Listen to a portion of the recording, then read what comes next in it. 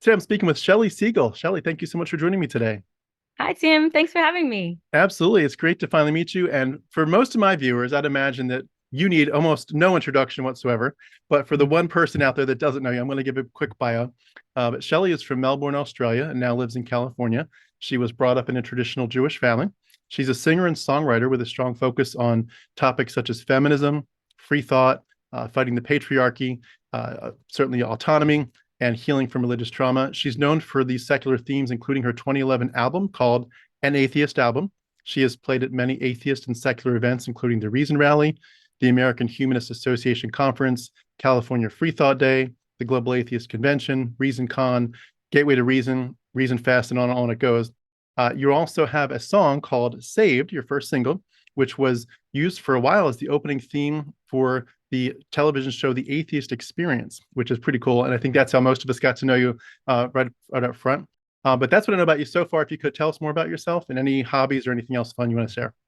Sure. Well, thank you for the lovely introduction. I guess trying to think something maybe that wouldn't be in my Wikipedia page, but maybe it should be.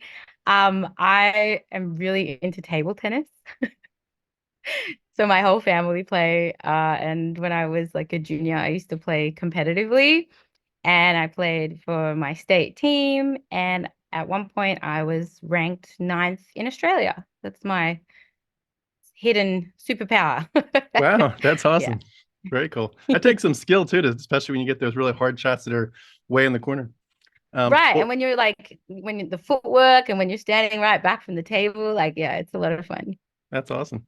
Well, this I don't know if you know my channel yet, but we're so glad that you're here at last. But I just want to start again by saying I've heard of you for a while. I think with all of us that are kind of appreciating your music, we've stood in awe of what you've done, and your voice is obviously amazing.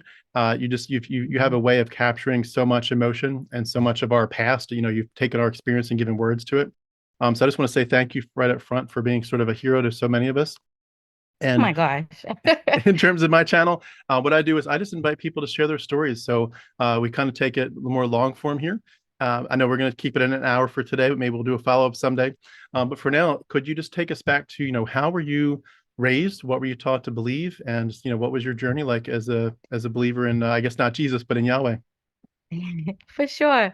Thank you so much, Tim. That's so kind and just really makes me feel worthwhile, all this stuff. Because as a songwriter, that's what the best you could ever ask for is for people to resonate Mm, with your work. So thank you.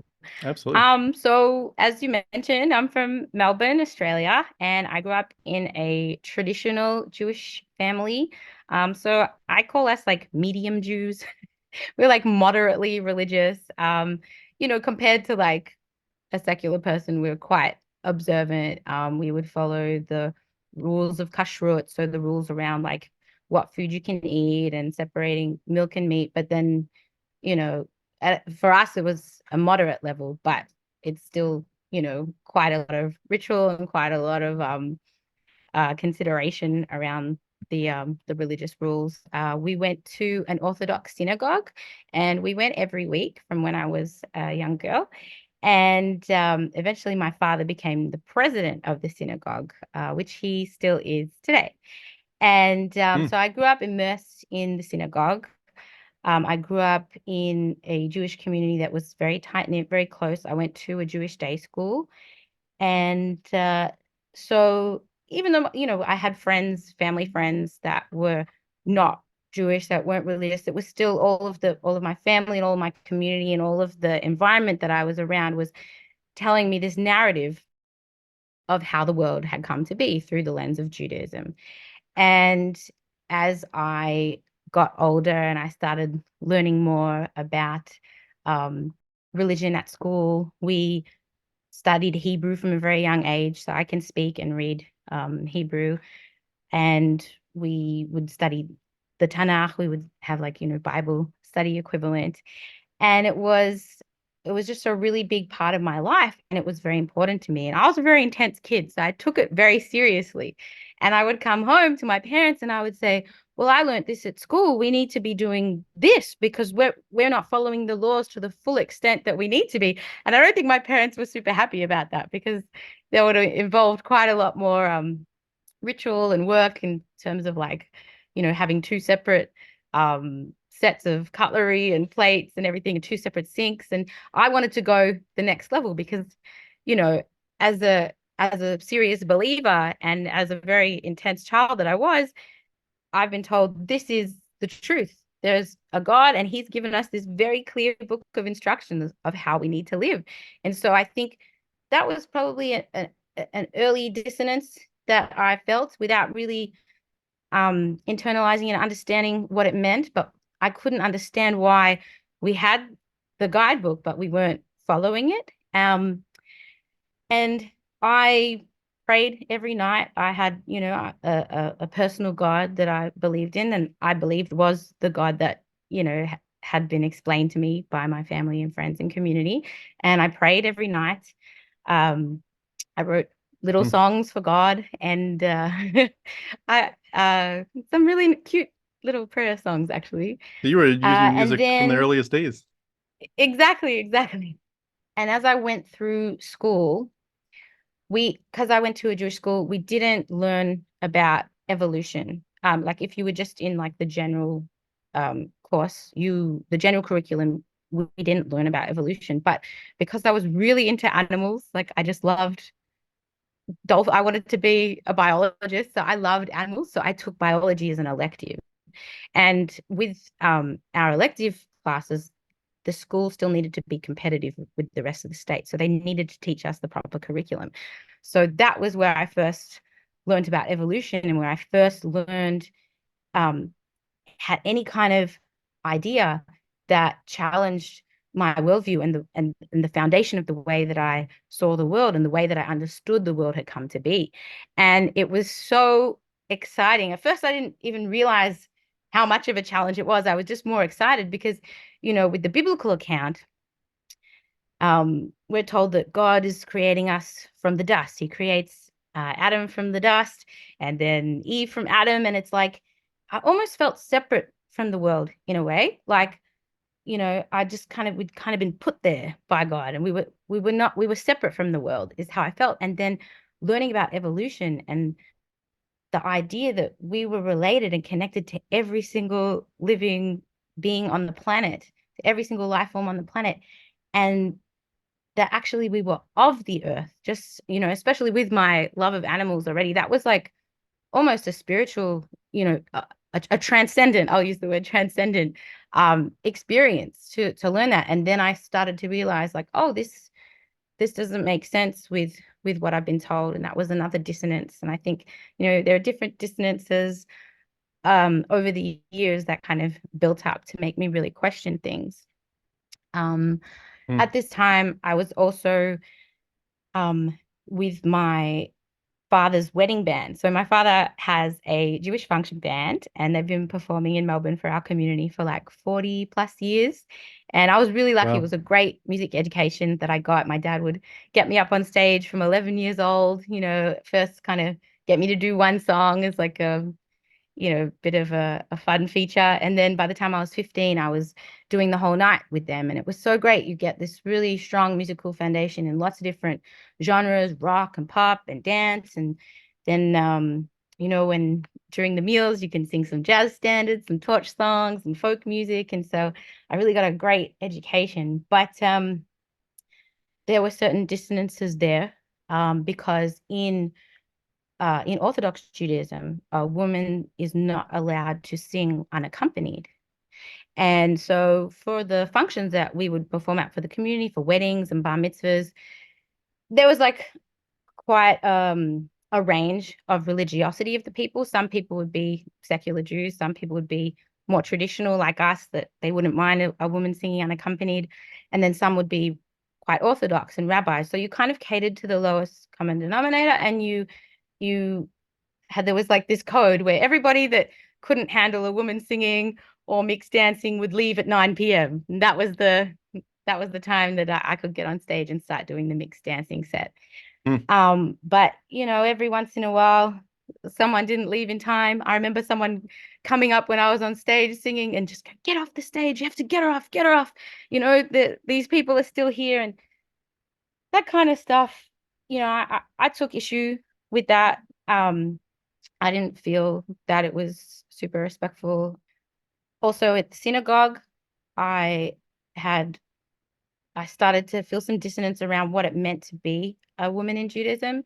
So, as I said, it was an Orthodox synagogue. So, in the Orthodox synagogue, they practice gender segregation. So, the women will sit separately from the men. You'd sit Hmm. upstairs, and if you couldn't make it upstairs, if you for injury or elderly, whatever reason, you could sit up the back. And in my synagogue, we had a curtain that would separate us from the men. We could still see through the curtain, and that separation is called a mechitza. So, yeah, again, it's I couldn't probably didn't use or know to use the word degrading, but I felt it, and I felt that there was something wrong. And sometimes when we were upstairs and um feeling kind of separated from the service.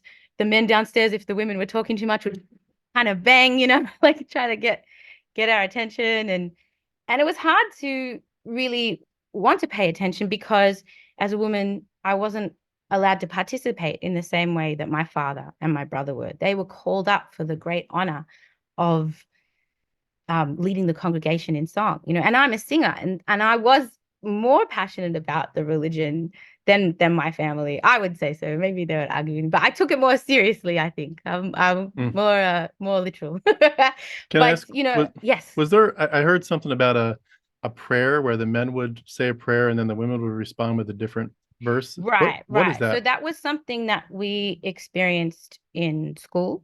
It's a call and response between the boys and the girls, and it was a prayer that I said every day at school from age 10 years old. And the boys would say in Hebrew, Dear God, thank you for not making me a woman. And we would answer back, Dear God, thank you for making me what I am. Wow. And again, there's just these messages coming from all directions about what it means to be a woman. And so much of this is explained away to me by strong women in my community, but um, it's never been a good enough answer for me. And we women aren't allowed to lead the service and not allowed to lead the congregation. So I would just watch my father and my brother be called up for these honors to shake the rabbi's hand. We're also not allowed to touch in Orthodox Judaism. Women and men aren't allowed to touch. So the rabbi would shake my father's hand, shake my brother's hand, and he's really cool. We had an air high five thing going on. But again, just that dissonance. And Was another that the sense dissonance. that a woman was a temptress, or it was just a general rule that they had No, regardless?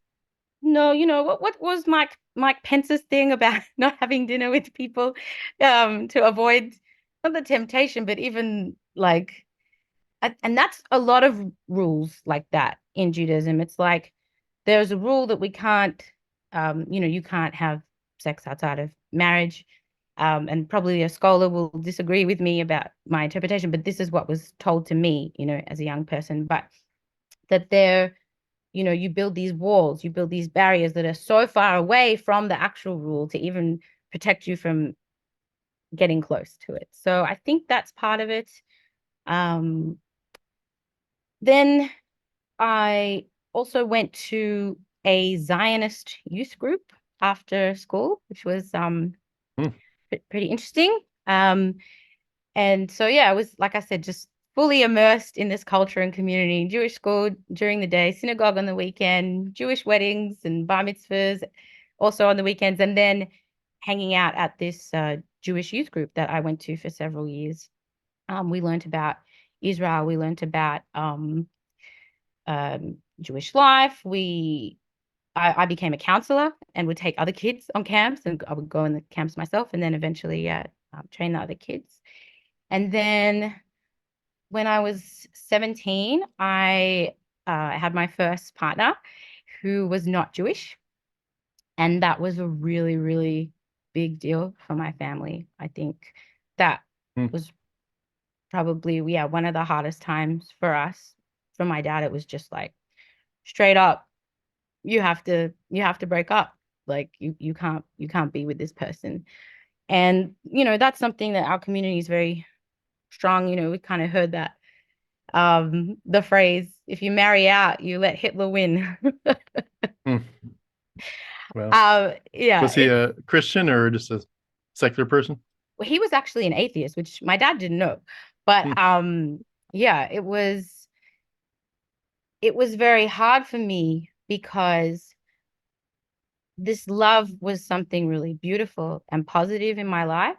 And the God that I was talking to in my mind was all for it. He was like happy for me to be in love. And there's no, and the God that I believed in was good according to my values. So he would, and religion was supposed to be something good. There's no way that, that could break up something beautiful, that could stop something beautiful. There's no way that that's what he would really want, was my reasoning. And but I ended up moving out of home at that time and moving in with my partner and his family. And that was an interesting experience. They're atheists, they're secular people. They were not raised with religion. They were very um, open about all kinds of things and sexuality. They spoke to their kids, really in depth about things that I hadn't really got to talk to my parents about. They were critical thinkers, which was a very new concept for me. I remember, um, you know, my partner and Adam, he's really into probabilities. He actually grew up to be an efficiency expert, which I can totally see. But I remember when he would kind of talk me through his decision making, and I was just shocked because he was making decisions for his life based on probabilities instead of his emotions. I remember telling my friend, I'm like, he's a monster. He makes so like this idea was new for me, but it was it really got through to me eventually, like Hmm. how important it was to have good reasons for what you believe. And so yeah, just being exposed to him and his family was a really big influence on me. And then again, just Hmm. more of that dissonance between the way that I saw God and religion and the way that my community, my family wanted to use God and religion to enforce their perception of it on me. Hmm. Can And I ask you a then, question? yes, of course. I definitely want to take you too far from the storyline, but just for my understanding, and I'm exposing my ignorance of the different ways that Judaism can be, interpreted. You mentioned, your relationship with God, that, you had prayer time, you had songs for him. It was real. When when I hear that, I can relate to that because Christianity does something very similar. We would talk to God through Jesus. Hmm. But when you look at that, was there a sense of what we would in Christianity call salvation, where you ever had to have some kind of experience or say something, or was it just No. if you believe he's there and you talk to him, you're good? Right. It's such a foreign concept to me. And I've met so many Christians in my life, just generally, and then also, of course, by being part of the atheist and secular communities. Yeah, there's never been anything like that. And there's no need for this external salvation. You kind of find the strength in yourself, which I'm really grateful for. Another thing I'm really grateful for about Judaism is we don't have hell. So I never had to grow up with that kind of fear of retribution or anything like that. It was just But they believe in about, a heaven, right? yes. Okay. Okay. But we Did didn't you? really we didn't really focus on it so much. I don't feel like my family. I mean, I kind of I had this understanding that when I died, I would get to see my grandparents again. But that was kind of the extent of it. It was like a bit of a reassurance, but it wasn't like I didn't feel like it was a big focus on the afterlife. Hmm. Which again, I'm grateful for. Another thing I'm really grateful for is the my community's value on education. Because they do place that value on education, even despite not learning critical thinking at school, I was, exposed to ideas that allowed me to challenge the way that I saw the world. And I'm sure there are religious schools that don't, won't allow that under any circumstances. Yeah, for sure. I also loved the community aspect. I think there's a lot that's really beautiful about the way that they do community and support each other. But then there's the dark side of it too, where, you know, the way you behave and your actions reflect on you and your family. And there's that, that kind of community shame that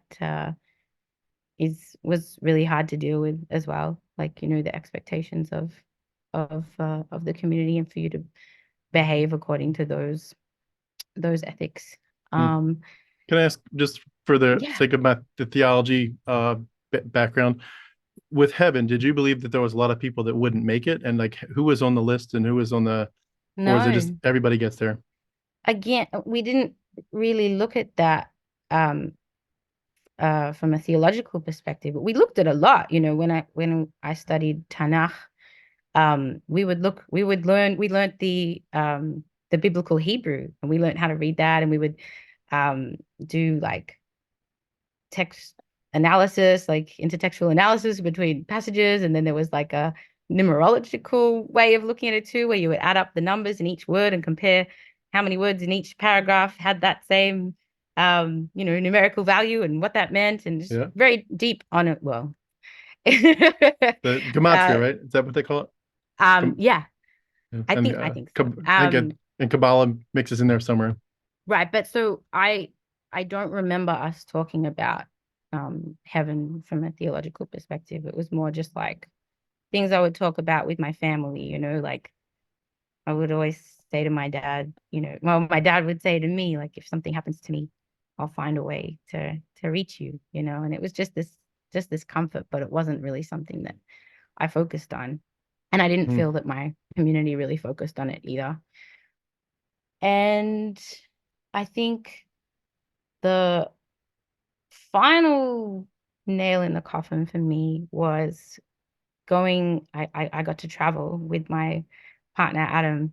Actually, we'd separated, but we were very close friends. He's still 20 years later. He's one of my best friends, and we went traveling together, and we went hitchhiking, couch surfing around Europe. It was really amazing experience. I was very lucky to get to do that with him, and we worked on farms and just got to see the world. And I think that really opened up my mind, because you would meet so many different people that believe different things. And I realized that,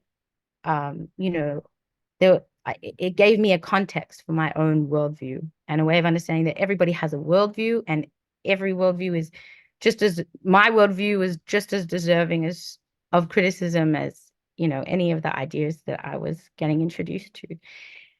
And also just seeing the suffering in the world that other people go through. And, with this personal relationship that I had with my God, it didn't make sense. He was too good to allow this to happen, and I think Hmm.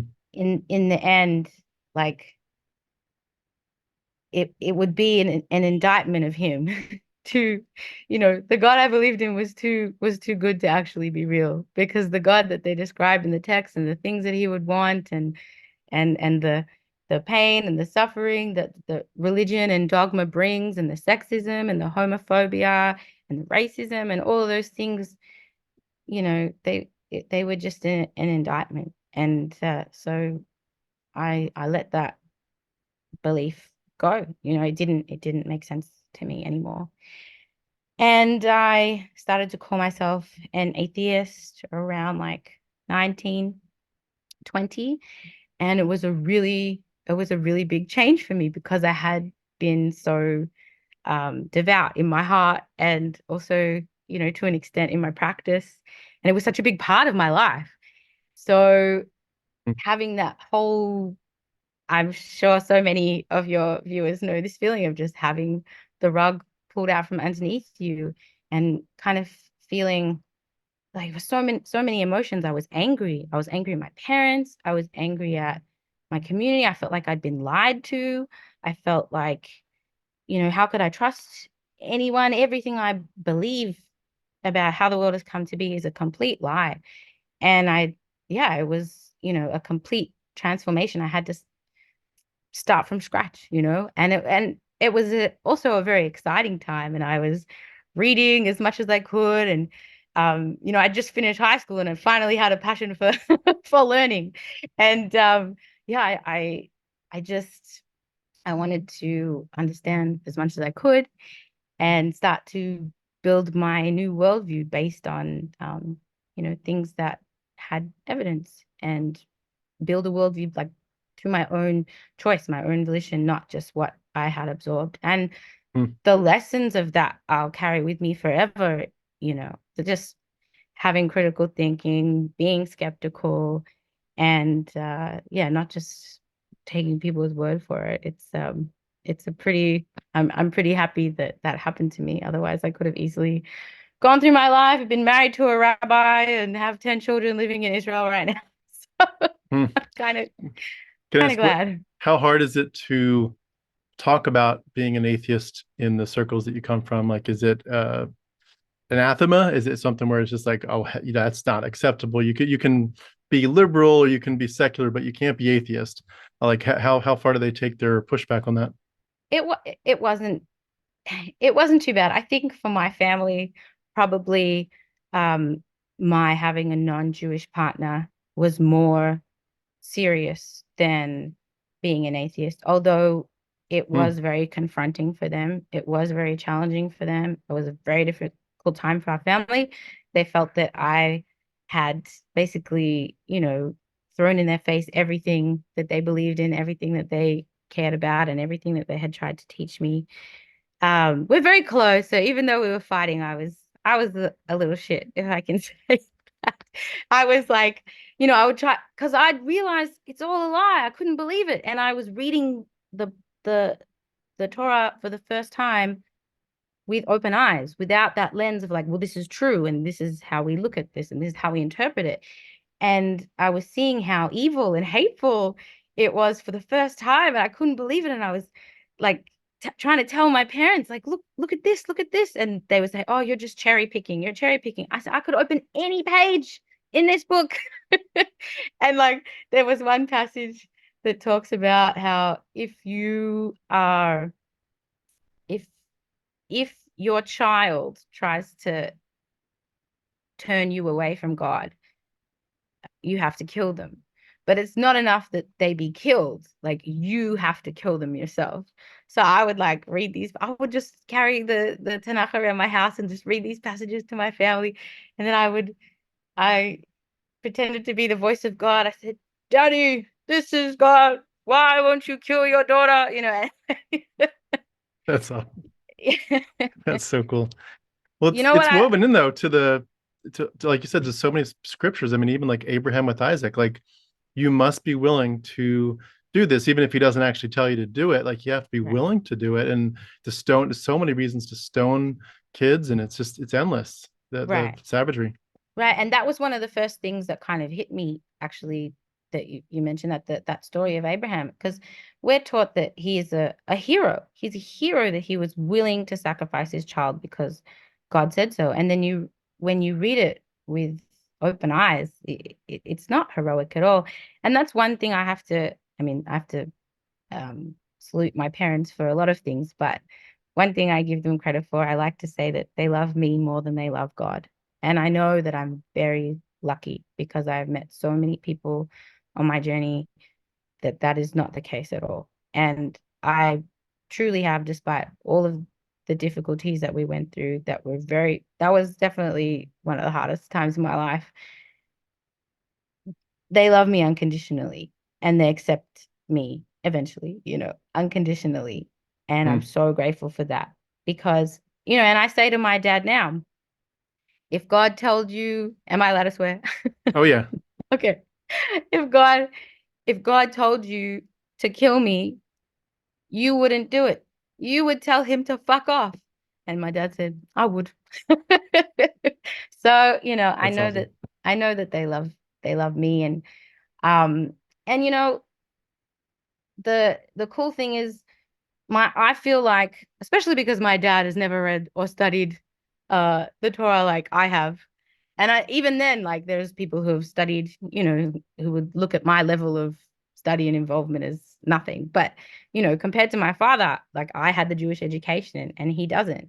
So, but he's taught me his values and what he believes is right. And I feel like I've absorbed those values and those messages, and then I'm just reflecting it back on him and showing him where there's blind spots. And I'm really proud of the progress that he's made, even in the synagogue. I think I think my family didn't really understand how hard it was for me to be in that situation where I felt like I was being treated as less than, and how angry I was at them for being okay with bringing me up in a situation where I was treated as less than, especially because there are other options. There's Reform Judaism, just down the street, where you wanted me to be so involved in this community. You wanted it to be part of my life. I could have had a bat mitzvah. I could have read from the Torah. I could have been fully engaged and involved in my community, but they were fine, and I think it was hard for them to understand. I remember my brother one time, he said, oh, I was complaining about the curtain, the separation, the mechitza. Uh, and he said, it's just a symbol. I said, it's also a literal curtain. Like you're not sitting behind it. Um, so I think my father over the years has realized like the harm in that. He has definitely made the synagogue a much more inclusive and welcoming place. They've Mm. supported under his, I don't know, leadership is the right word, whatever, under his presidential campaign, he under his reign, the synagogue has been supportive of LGBT, Jewish community members, and just been super inclusive, and to the extent that they can as an Orthodox synagogue without alienating their congregation.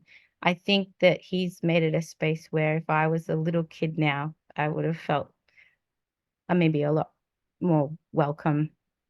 Yeah. Yeah, Mm. That's so cool. Can I ask you a few quick questions? Did you ever of have course. a Christian who approached you and tried to convince you that Jesus was the Messiah and that you needed to accept him as your savior? Yes. Yes, I have had that happen many times to me. That's actually what was the inspiration behind my song Saved, because I was walking in the street and someone came up to talk to me and tell me very nicely and politely that I'm going to hell unless I, do X, X, and Y.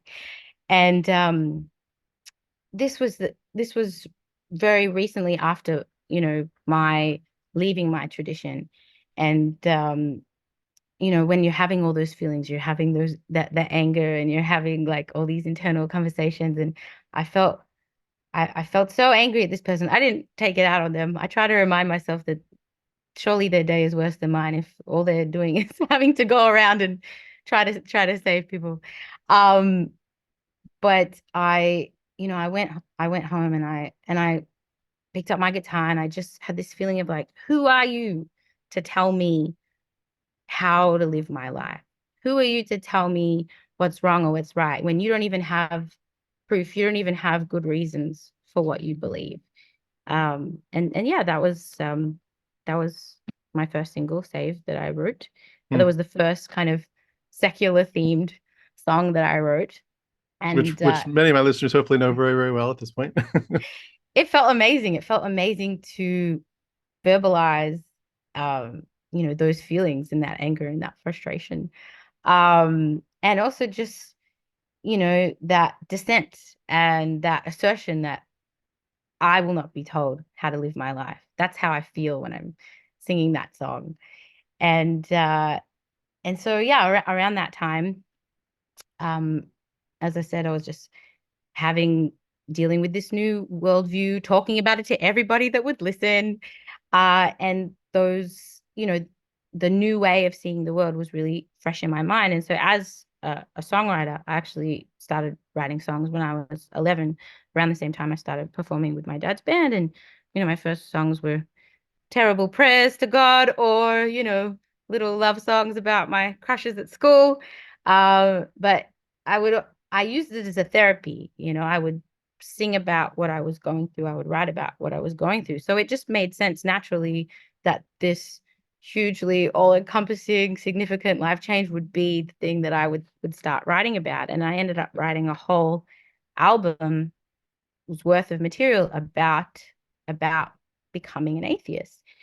And Mm. I just had this idea that I wanted to put it out as an album, and I wanted to call it an atheist album because I think, we can get a bit of a bad rap. I think people think of, you know, at least people that believe in God and God is a, important part of their life.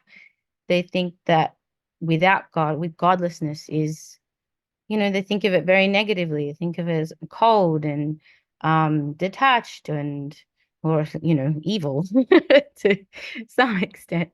But I loved the alliteration, by the way, firstly, and atheist album, but Hmm. I wanted to associate something. I wanted to change the association with that word, like something like music and art and creativity and just me, I'm a happy, bubbly person, and I wanted to, you know, be able to lend all of that to that label. Mm. And yeah, it was funny because everybody told me not to do it. Everyone said, "Don't release this album. It's gonna wreck your career. It's gonna, it's not a good idea." My dad actually helped me to make the album. Wow. Yeah, he helped Mm. me. We sat down together and we went through every line of every song and we just debated it out. And there was one line that I changed for him because he had a point. Actually, it was just um, I said, it's all that people were lying, and he said, well, they're not lying if they really believe it. Is somebody lying if they really believe what they're saying? And we argued a little bit about that, but then I thought of something a little bit more biting, so I said, okay, I'll change that. I'll change that line for you. Do you Um, remember how you changed it? yeah, so it's in the song Afterlife where you know, I can't remember exactly what the original one was, but it's like, but it's all a lie, it's all a lie. And I changed it to I won't comply. I won't comply. So the rhyme was still there. Nice. And that made my dad happy. And I felt like my new line was pointier. So everybody won. But yeah, I just, again, kudos to my dad, Mm. president of an Orthodox synagogue, people hitting up the rabbi saying, what are we gonna do, about Shelley, and him loving me enough, supporting me enough to help me create this piece of art that he thought was a terrible idea Mm. for me. And there's so many stories that are, I'm thinking at first of the Christian background, but even what I know of some of the Orthodox and especially like the really strict or Hasidic groups, where if you deviate, like you're really up a creek, like they're going to cut you off and hate on you. Right, And Christians, a lot of Christian groups, not all, but a lot of Christian groups would do the same thing. And it's right, so sad. And that's just such a cool testament to your dad's willingness to grow and to see things from a different perspective. And what a right. beautiful spot for you to have your art flourish in that environment. Right. And it's so funny, like the band that I recorded that record with, they didn't want to be named. Like they didn't want their credit on the album. They didn't want to be associated with it. They thought it would affect their career negatively. Um, and it was cool because I think I'd had like songs in the past that I'd written, and I felt like, just in terms of like marketing or promoting my own music, I felt like, oh, this is cool. I like this song. I like my song. I think I'm a good singer. But I didn't really have a fire underneath me in terms of getting that out into the world. Obviously, I had a fire in me to work in music and have a career in music. That's just what I mean, I didn't even get to decide it. I was already doing it before I even, had to make that decision. So I'm very lucky in that way. But when I had this album, it was like I felt like everyone needs to hear this, and not because it was, I'm not trying to say like it's that I'm so amazing or anything like that, but it was just the ideas in the song and how excited I was to share those ideas with people. and how I felt that there were so many people that like felt the same way as me and would want to hear it. And so it Mm. just made it so easy to share it with people and put it out in the world. And yeah, the response that I had was really incredible. I got invited to the Reason Rally to perform in 2012. That was, I think it's mentioned, it was a really big secular rally on the National Mall in Washington, D.C. to 30,000 people. That was my first gig in America. Actually, the first gig was I did a concert with FFRF the night before with Dan Barker and Annie Laurie. That was really cool. But my first like on stage gig was, you know, opening for Bad Religion and Tim Minchin and Richard Dawkins and just getting to sing my songs to 30,000 people who felt the same way that I did. And it was amazing. And that kicked off, basically 10 years of nonstop touring for me around the world. And Mm. I'm You enjoy so I'm touring? so I'm so grateful. Yes, I love touring. It's the best. It's so cool to, get to play my songs um night after night after night. It just be in that rhythm and that flow, and you get better and better when you're on the road every day and meeting people that wanted to hear my music, that could sing along to some of the songs, that would hang out with me after the show. It's kind of small enough shows, like, I'm not playing stadiums or anything. It's like listening rooms and stuff. So people invite me out for dinner afterwards, and I got to see a real slice of America. I've played in over 35 states in the US, Wow. and just meeting people, especially, working with the secular community. I would perform a lot for atheists, humanists, free thinker groups, ones that were focused on politics, ones that were focused on social support groups, ones that were, just about community and doing school drives and stuff like that. And just, getting to see that slice of the country in so many different states was an amazing experience. I feel like I really got to see the movement from a grassroots level and Mm. kind of be like the soundtrack in a way for it. And it was incredibly meaningful, incredibly rewarding. And, people would talk to me after the shows and tell me about their lives and their stories, just like what you're doing, just hearing where people have come from and how they got to that place that they are now.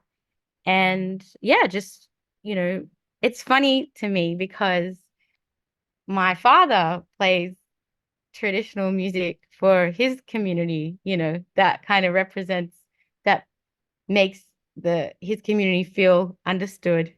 And you know, I think in a way I do something very similar. Absolutely. Even even though it's from a very different perspective. Yeah. I wanted to ask you on that note about music. Before I ask my question, I was just going to mention this anecdote. You've done things before where you will invite people to give you ideas, and you will kind of have a bunch of people shooting words or phrases or just general concepts, and you'll get input from the community and then try to come up with a song live. And I was privileged to be part of one of those quite a while ago. It's been at least a year and a half or so, I think. But it was really Yeah, cool to just kind of sit there with you on I think it was on a YouTube live, and you're right. just getting input, and you slowly carved out these songs. But my question was going to be, how is writing a song a hard thing, or do you feel like it is something that, like, you just it comes to you so naturally you almost can't write it fast enough, it's just bubbling up? Or how does that process work for your mind? It's really different every time, and it's certainly evolved now where I live in LA and I run a production company, and this is my studio. So I work as a songwriter, like not just for myself and my artist projects, but for film and TV and for lots of other artists, and even like I do a lot of EDM music, that kind of stuff. So it's gotten to the point now where like I just turn on the tap and it's like, okay, I have to get this done. And then sometimes, especially if it's a song that's, kind of my personal therapy, something might build up a little bit and then I kind of, will just let it all out and it will come out all like that. And then sometimes I'll have an idea of like something I really want to capture, a feeling or a thought or a memory, and I have to chip away at it for a long time. There's some songs that have taken me years to write. And it's like I'm not gonna push it, I'm not ready, and then something will happen and I'm like, oh, that's the second verse, you know? Mm. So it's really different every time. But to me, I'm so glad that you were able to attend that live songwriting session. Something I'm really passionate about is um, is sharing creativity, because I know how um, essential to my life it's been that I've had that outlet for myself, that I can take whatever I'm going through and externalize it and, look at it and process it. It's such an amazing gift, and I'm so grateful for it. And I think people make it seem like that creativity or music creation or any kind of art is like it's not accessible, and people sometimes have this idea about themselves that they're not creative. People say I'm not a creative person, and I like instantly, go in hard. I'm like, well, you're speaking, you're talking, you're not choosing the words that come out of your mouth before you say them. You're saying them. You are creating in every moment. You're a creative being, and and so I love to share that creativity. I know how good it feels when you have a song that expresses the way you see the world. And so I love helping other artists achieve that. And I also love sharing that with people who don't usually get to have that experience. I try to do it in different ways.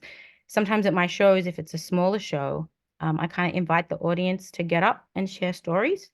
I say, if one of my songs reminds you of something that's happened to you in your life and you'd want to get up and share and talk about it, feel free. It's a little dangerous move because you never know if someone can take the mic and for little bit too long.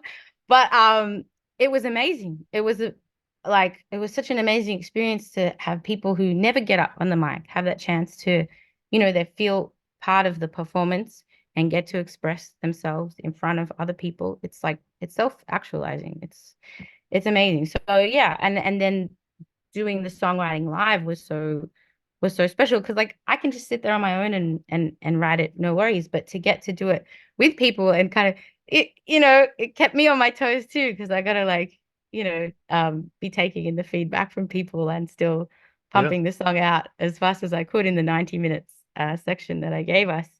But just giving people a chance to be part of that process. And then the things that people shared with me, I was moved myself. And the creativity and the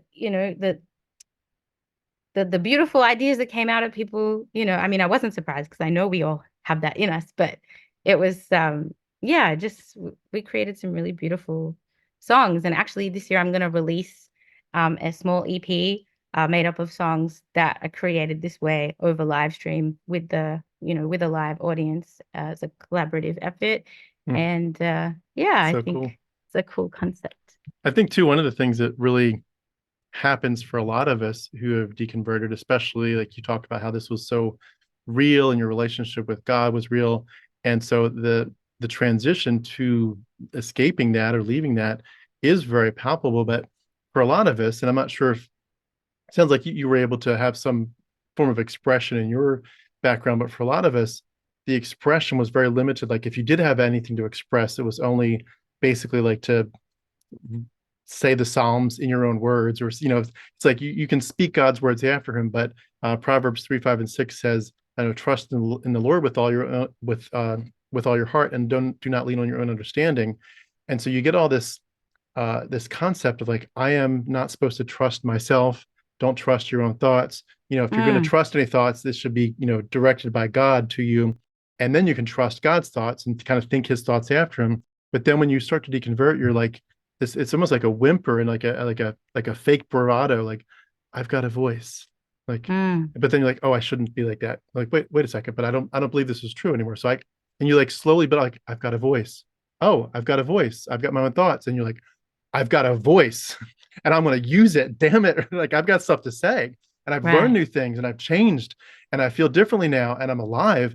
And for so many of us, it really is this feeling of, and I can speak to this myself, but other people have said the same thing. It's almost like eventually you can't stop talking about this stuff. And even again, to quote the Bible, if I can, there's a verse that says, out of the overflow of the heart, the mouth speaks. And it's like your heart just is like, I feel like I've never been truly myself. I've never known my identity. I've never been alive. And all of a sudden it's like, I'm alive. I'm myself. I'm claiming my identity, my autonomy. I'm moving past patriarchy, perhaps, if that's, the background. I'm moving to claim reality. And like, this is worth celebrating. And I've got a lot to Mm. heal from and a lot to aim for and a lot to just process. And there's a lot to say in that. And for so many of us, it's like, you can't write those poems and songs fast enough. You just can't, it's just like you're a new person. And we like to, Right. Christians often use that phrase, born again. Well, we kind of have used this phrase for a while of like, we're born again. And it's true that, and at that point, there is so much to talk about, it's an amazing journey. Right. Yeah, it's so empowering, and it's been, how it's been like 17 years for me since that time. So, Mm, I remember the feeling, but it's not as present, right, as it was. But that's such a gift for me with the songwriting too, because with having my songs, I can pick them back up. And when I go back into that space where I'm playing the songs, I can feel that again, and it doesn't matter how many times I play saved. Every time I sing it, I really feel it, and it brings me back to the time, and it brings me back to those emotions and that joy, right? Just that empowerment of realizing that you get to decide for mm. yourself what's With true. with the word empowerment, it's a great segue to my couple last questions here.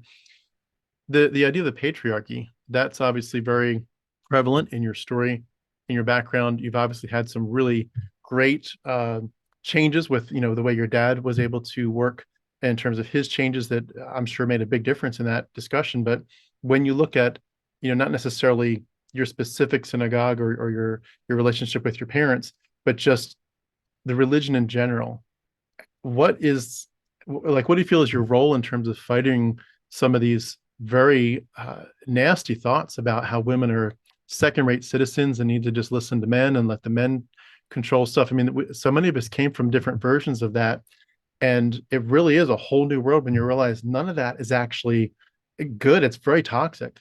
Like, what do you feel like is your role in terms of bringing some of these topics to the forefront and how to fight them? Right. That's a great question. I look at people like my father, or more, moderate, um, religious people, more liberal religious people. They may take issue with things in their communities, but they stay and they fight it. They try to move it from the inside. I couldn't do it. I couldn't sit there. I call it the pen. Like, there was one synagogue, not my regular one, where they actually like shut you in. And yeah, I couldn't do it. So for me, I think, um, you know, just being free, just being an example of a person that's free of those shackles, that lives their life. I'm a woman that lives my life according to my own rules, my own morals, my own values. And I think, that is a way that I'm able to show that that's possible. I talk about these issues in my music. Um, One thing that I really love doing is, I always felt quite disconnected from the Jewish liturgy. Like I said, it was something I wanted to be involved with. I would have loved to be a cantor, um, but I just kind of really disconnected from my culture. Whereas now, as I've had a bit more distance, um, I kind of came to the conclusion that actually this is mine.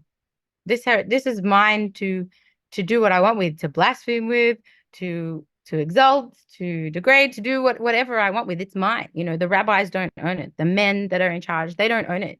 It's mine. So one of my favorite things that I do in my shows now is I sing at the Etz Chaim, which is a song that my father sings every week in the synagogue. And I, be at a club or a bar, wherever I am, and I just start singing deep a cappella Hebrew liturgical song. And What does that title mean, by the way? Etz Chaim, it means the tree of life. Gotcha. And it's so empowering because I tell the story. I start with I tell the story, not the full hour that we've had, but an abridged version. And I talk about, I tell the story about the blessings that you mentioned, the prayers that we had to say in the morning. I talk about my experience as a woman in Judaism and how you know, I'm not going to be defined. And then I sing the Etz Chaim. And then I go into my song Eve, which talks about the Abrahamic traditions and the way that their texts define women and women's roles. And, I do still try to have these kinds of conversations with people within my community. And I also have them without, and try to inspire and empower people, through music. Hmm, that's awesome. And I'm sure you're well aware too that Christianity really doesn't have a better track record than anybody else on the topic of this. And there are verses specifically that say stuff like women need to stay home and just take care of their kids. That's their role. And if you have a question in church, don't ask. Just wait till you get home and ask your husband. And it's a lot of stuff that it just kept on going. There's a few verses here or there that Christians try to point to and say, well, we made it better, we redeemed it. It's like not really, but it is crazy how far it keeps going. And it's like it's at times I shudder to think, how are we still dealing with this thousands of years after these texts were written? Like, can we not see how crazy this is? And on that note, I wanted to ask, could I have your permission to throw you a curveball question? Okay, It's go a little for bit it. different. This is related. One of the things that it was part of my deconversion. This was a very small part, but no pun intended here. But a small part of my deconversion was thinking through circumcision, thinking there's a God named Yahweh, which when you just reflect on that, like his name is Yahweh, like what the hell? That Mhm. alone is like really weird. Because you're like, well, why can't? Doesn't he have an English name? Anyway, so Yahweh wants us, a lot of us at least, to cut off end of little boys' penises. And I'm like, Mhm. how stupid is that? Like he could have just It's created them the way that he wanted them in the first place and making them scream in pain. And my question is, are there Jewish movements at all to say that genital mutilation of little boys is a problem? It's an ethical problem, and we need to consider, even though it's so much part of the culture, to say yes, but we need to evolve. We're better than this. Yeah, it's a curveball question because to be honest, I can't say that I know of any Jewish organizations, but it's not a curveball topic because to me, I'm absolutely so passionate about ending that practice. But it does feel, and I'm actually going to look into that now that you mention it because it does feel like an insurmountable task. It's so ingrained in our culture and in our way of life. It's like, oh, I have a new cousin, it's so great. Let's all go around and bring food to the family and celebrate together. It's a beautiful idea. Can we just leave off the part where we mutilate his genitals? But I I would be for a while I was kind of forced to go to these things even when I didn't want to, and there was a lot of pressure from my family saying, how could you do this? How could you cause this kind of problems, cause this kind of scene? And I just like, I remember having an argument out the front, like I was crying. I'm like, how can we be doing this? How can this be okay with you all? It had been so normalized. And I think it's a perfect example of how people think that they're engaging in something positive and how religion can actually make people do something that is completely evil and think that they're doing it in the name of good. So yeah, I Hmm. think that's Yeah, literally torturing little boys. right. It's so And crazy. everyone in my community sees that you know, it's clearly the most disgusting and immoral thing when you do it to women, but they can't see how it's been culturally normalized for them in their own communities. And yeah, it's a really difficult discussion to have. Hmm. Because, that's their covenant. That's how they, and it's interesting. I think one of the core beliefs of Judaism is that you are Jewish and that matters.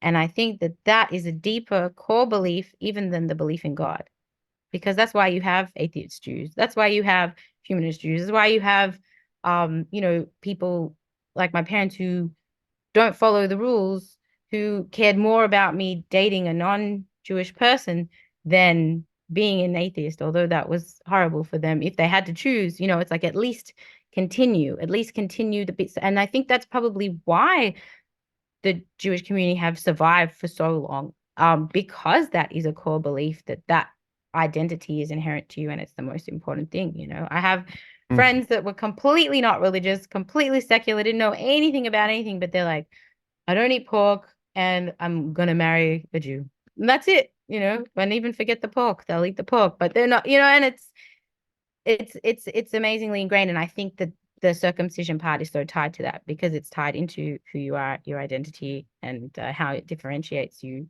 from the community around you. So yeah, it's a tough one. And just that whole very broad concept too of in group, out group. It's when you really step back, that's what so many of us are struggling with. You're in our group or you're not, and if you're not one of us, then we really can't associate with you, or we have to in some way condemn you, or invite you to be one of us, or else threaten you with hell or something. And it's so destructive in our world. But Christians are certainly doing the same thing in different ways. I know I'm sorry. No, I was just going to say, I think it's, for us that have come out of our communities and out of our traditions, like we understand where people are coming from because we were in their position, but they don't understand where we're coming from. And I think that it makes it really hard because, you're not known to the people that you love and loved you, at least at some point. So I think that's another thing that is really really healing for me with my music, because I think I could have a conversation that would, maybe escalate to an argument when someone's not gonna listen. They're not gonna want to know, my perspective. But when I can hold them hostage with a pretty voice and a nice melody, and I can get my message in there, then I think that's a way that, for the people that are, agree with me or share my experience and perspective, it can be comfort, it can be a salve, it can make them feel heard and understood. And for the people that don't agree and could never want to agree, maybe they can at least hear that perspective. Yeah, well said. Well said. Just one last quick question then to wrap us up. I know you mentioned the album where some of your community gave some ideas and you took them and created music out of it. But besides that, could you just give us a quick 30 seconds of if you have a dream project, whether it's an album of music or some other kind of art, whatever, like what is on the radar for you, whether it's something you're actually doing yet or just something you've brainstormed and hope to get to. If you could tell us what's on the radar for the next 3 to 5 years for you. Sure. So I'm working on releasing a single every month. I'm going to try and keep that up. It's April and I'm on single 3, so I'm doing my best, but close to a single every month. So if you guys want to follow me on Spotify or Apple Music or YouTube or any, place that you listen to music, I'm going to be releasing really regularly, as well as like dropping EPs. I'm also working on a project about the Puget Sound watershed, which is a conservation educational themed EP that talks about the Puget Sound watershed and the animals that live there. And it's a really, really beautiful concept that I'm excited about and building a program around that. I work all the time with the Council of Ex-Muslims in Britain, and I'm going to be creating a new song for their conference, which is in April this year in Norway. And I've created a few songs for them previously, but yeah, they're a really great organization that do some incredible work. What else? I'm just, in my studio writing all the time, trying to express the way I see the world. And the more I learn, the more I'll have to say. And luckily, we never stop learning, so I'll never stop writing. That's awesome. I love it. I love it. Well, thank you so much. It's been so cool to get to know you and hear a little bit more of the behind the scenes of some parts of your story. Good. I know I said I have to go, but I do have to tell you about one more project that I'm super excited about. Please. So, I was telling you half the show has been about my dad. So my dad has he plays in this wedding band and he plays traditional klezmer music. and he's been playing this music for 40 plus years. And it's a folk tradition. So that these songs, the way he plays them with his band that have been together for 40 years, they only exist in the way they play them when they play them live. And I've been hassling him for years and years and years to record this project, and it's just never happened. And last year, a friend said to me, "That's up to you. If you don't make it happen, it's never going to happen." So my friend said,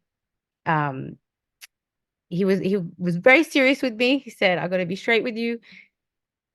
I lost my dad when I was 19 years old, and anything can happen at any time. And if that album doesn't get made, you're going to have to live with that for the rest of your life." And I was at a party when he told me this, and I got like shivers down my spine. I said, "That's it. It's happening." So I left the party. I called my dad. I said, "You've got 4 weeks. You got 4 weeks. I'm booking everything. I'm booking the studio. I'm booking the engineer. I'm booking the musicians. I'm booking your rehearsal spaces. I'm booking you singing lessons so you can get gig fit after the pandemic. And all you have to do is show up."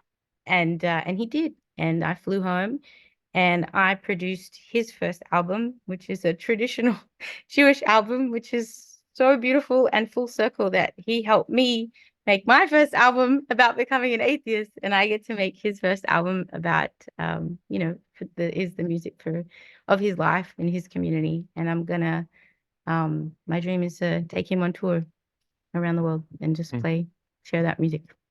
What a beautiful, beautiful situation. I love it. It's like the circle of life, and just the way the way that love and mutual understanding and respect can just take us so far. It's so right, cool. and can overcome the differences, the politics, the religion, all those things that we think are insurmountable and create war and push us apart. Love and understanding can beat it all. I love it. What a great word to end on. Well, I just want to say thank you so much for what you've been doing, not just for this interview today, but what you've been doing. You've been an inspiration to so many of us. So please, for everyone that didn't already pick up on it, please go check out all the links off beneath this video for all Spotify and YouTube and so forth. Please go. Oh, go. And if you want to support me and help me out, you can join my Patreon.